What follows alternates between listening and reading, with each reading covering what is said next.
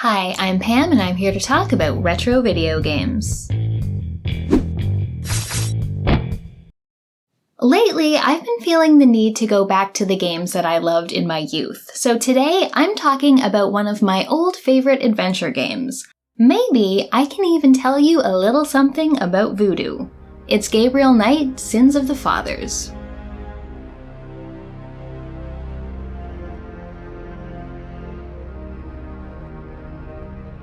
Gabriel Knight, Sins of the Fathers was developed by Sierra and released for DOS, Mac, and Windows in December 1993.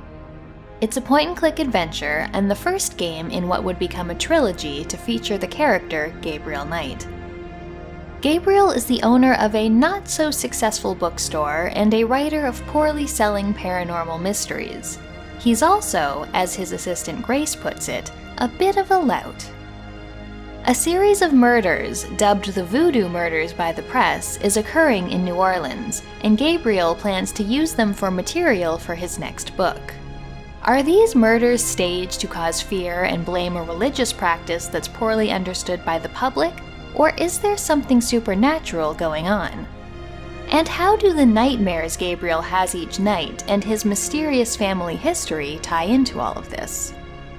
The game takes place over 10 days, each of which has particular objectives to complete. Your investigations will include visiting real locations throughout New Orleans, finding important items and clues, solving a variety of puzzles, and a lot of interrogations. You'll hear Gabriel ask, "What can you tell me about voodoo?" enough times to cement it into your head forever. The UI is fairly typical of games of this time. The command bar is hidden by default, but appears when you mouse over the top of the screen, revealing 8 different actions you can take, along with your inventory and game options. When you find someone to interrogate, you'll be taken to a dialogue screen where you see close-ups of both characters, and what eventually becomes a long list of things to ask about. You'll need to ask about many things multiple times, as people generally don't tell you everything immediately. The dialogue is quite extensive, so there's also a recorder you can access to play back tapes of conversations you've had if you ever want to revisit anything. While there aren't a ton of animations in the game, when there is some story or action to be presented, it flips into a graphic novel format, which is very effective and looks really nice. The music in the game is also really well done. It captures the mysterious and somewhat sinister vibe, and also has recurring themes for many of its characters. 1993 was a banner year for adventure games, with releases like Myst, The Seventh Guest, Day of the Tentacle, Sam & Max Hit the Road, and Quest for Glory 4. While LucasArts and Sierra games tended to be quite humorous and fantastical, Myst and The Seventh Guest tried to present more mature stories. Gabriel Knight kind of bridged the gap between them. It did feature a more grounded and adult story while still relying on humor and sarcasm to prevent the subject of ritual murders from becoming too heavy. There are a couple major things which makes this game stand out from its peers. The writing, for the most part, is extremely enjoyable. It's full of interesting characters that are brimming with personality, and winds up being a thrilling mystery. Whether you're asking about voodoo, bantering with Mosley, or learning about Gabriel's family lineage, the conversations are always interesting. Gabriel Knight was written and designed by Jane Jensen. She had worked with Sierra for some time and had been a writer on a couple different Quest games. She also co-designed King's Quest VI with Roberta Williams. But whereas Williams was mostly interested in fantasy, Jensen's interests were more about addressing the darker things in life. And hot men. She loves writing hot men. If you've played the second Gabriel Knight game, you probably won't be surprised to learn that she now writes gay romance novels under the name Eli Easton. But I'm getting off track. Suffice it to say, I enjoy the direction she took for her own series of games. The writing is elevated by a great big-name voice cast. Tim Curry, who I was first introduced to in the Rocky Horror Picture Show, plays the titular role, And though his New Orleans accent is a bit suspect and often overwrought, I just love him so much, and he makes everything Gabriel says enticing. I really don't want to be dead. Can we try that again? He also does a second bit role as a butler, and if you're a fan of Clue, it's hard not to love this. I'd like to see Malia Getty, please. I'm sorry, but unless you have an appointment or official business, I cannot announce you. Grace is voiced by Leia Remini, best known for King of Queens and Scientology. She does a fantastic job and gives the character a ton of snark to balance out Gabriel's frequent advances.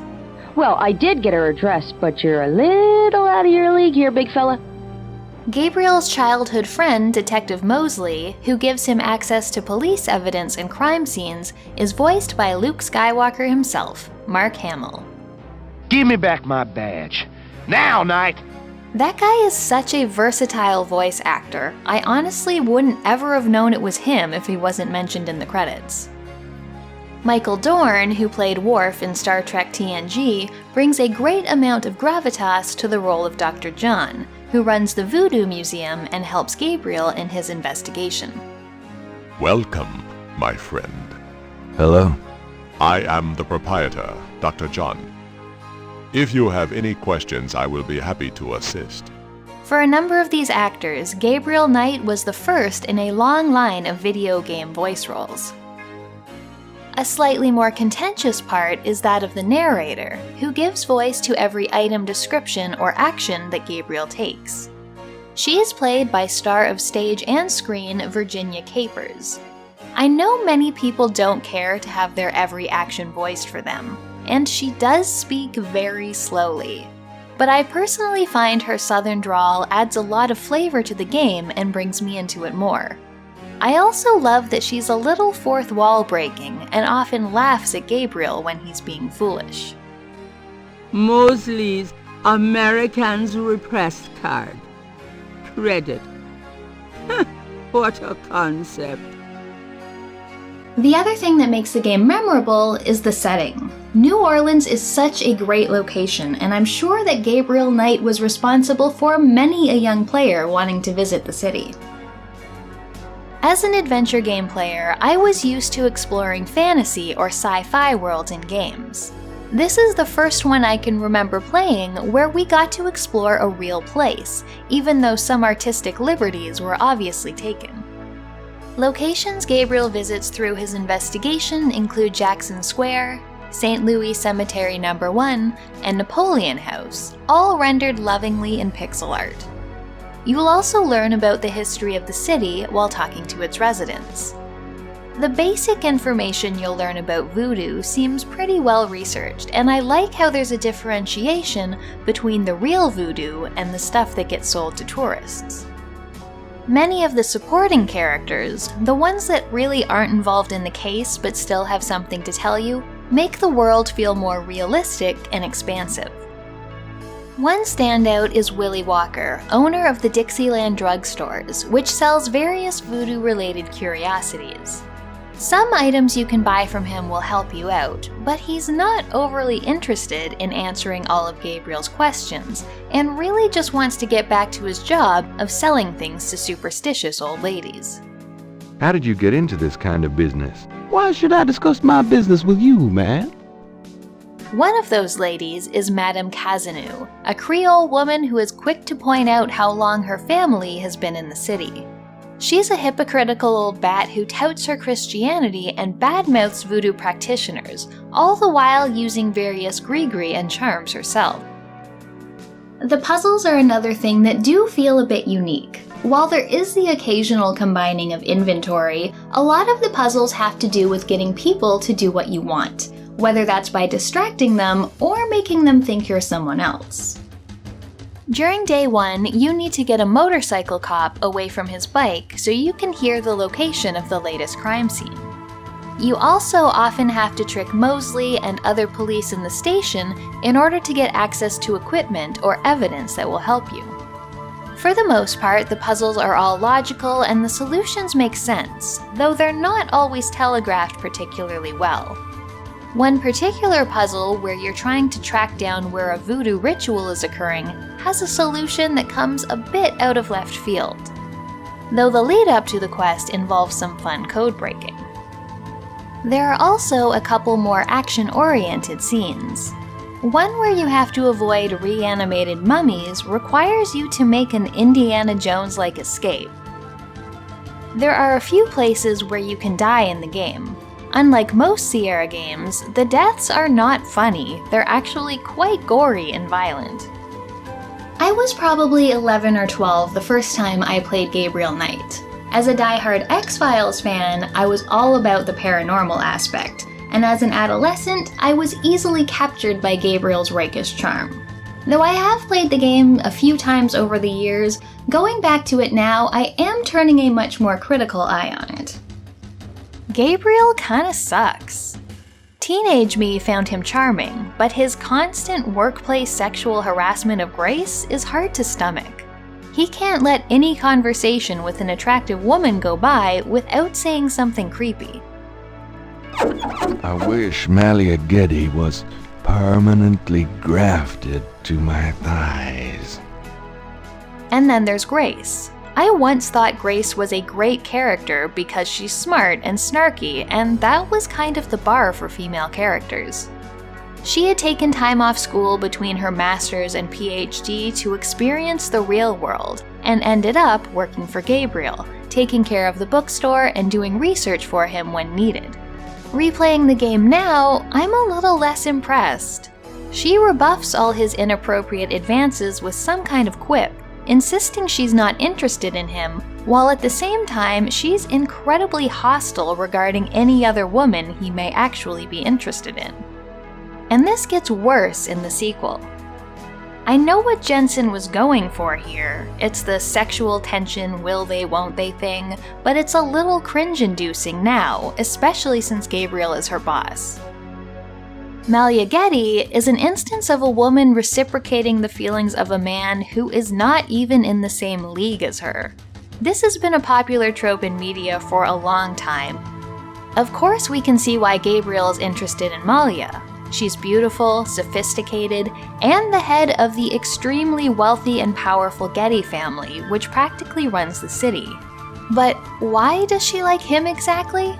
Is it the deception he uses to get into her house to question and awkwardly hit on her? His confrontation of her to demand that she admit she loves him after the single conversation they've had? Is it the starving artist thing? I'm just not really getting the draw here. Adult me is wondering why anyone tolerates Gabriel, never mind falls for him. And then there's how voodoo is handled.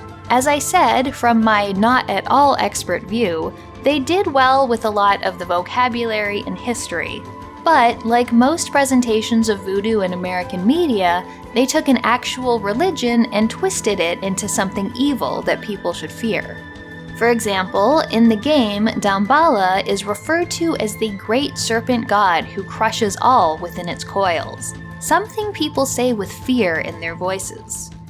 In actual voodoo, Damballa is a serpent god, but is thought of as a benevolent father figure and one who sustains the world, not crushes it. Also, the game suggests that the Haitian Revolution, which resulted in the abolition of slavery in Haiti, was brought about by a supernatural demonic entity. So, yikes. None of these things are game ruining for me, obviously, and they are kind of things you'd expect to see in 1993, but they do stick out more now than they did then. There are also a couple little mechanical things that really grind my gears. The biggest annoyance? Why are there so many different actions? 4 of the options are pick up, open close, operate, and move. Is this necessary? These could have easily been condensed into just 1 or 2 verbs that would have worked for everything.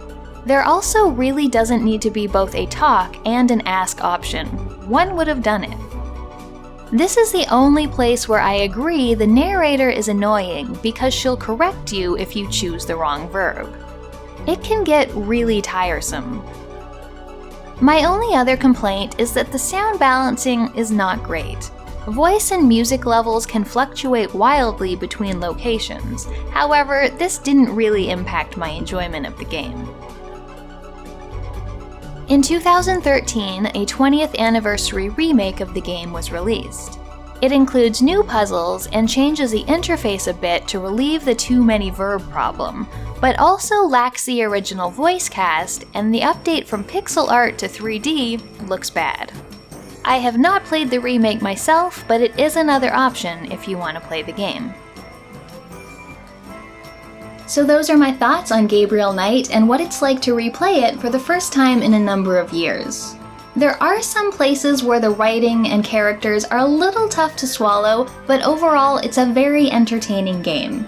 It's got good dialogue, great voice performances, logical puzzles, and a number of intriguing mysteries to uncover. Plus, the real-world setting really adds something special. I do recommend this game to people who haven't played it before. Just be aware of those couple annoyances I mentioned. If you've got time, stick around and check out my review of The Secret of Monkey Island, or whatever else YouTube is recommending to you. I have a Patreon if you want to support the channel.